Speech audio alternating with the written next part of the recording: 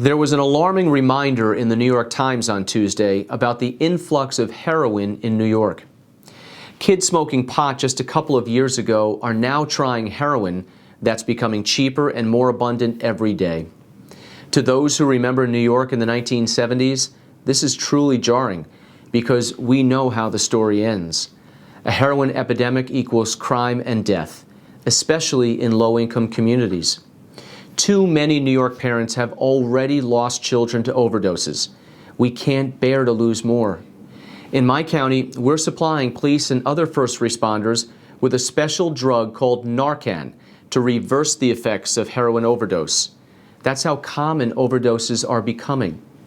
Young New Yorkers are especially vulnerable to drug use today because of the hopelessness that comes with a lack of a job and the opportunities of jobs in this state.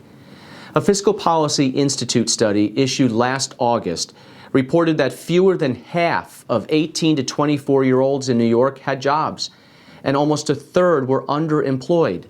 The numbers in at-risk communities are even worse. I often ask New Yorkers whether we are winning or losing as a state, and sadly, this is another indicator of the answer. A state that's not moving forward always slips backwards, and this is what it looks like. My running mate, Chemung County Sheriff Chris Moss, has been on the front lines fighting the growing drug epidemic in his county. He's seen what methamphetamines, prescription pills, and heroin can do to families and communities. Chris and I are going to be talking a lot about the growing heroin crisis in New York in our travels around this state, because this is a topic that must not remain in the shadows. We're also going to be talking with our kids about drugs, and we know other parents will do the same. We need to deal with the crisis head on, all of us, parents, elected officials, church and community leaders, before it gets worse.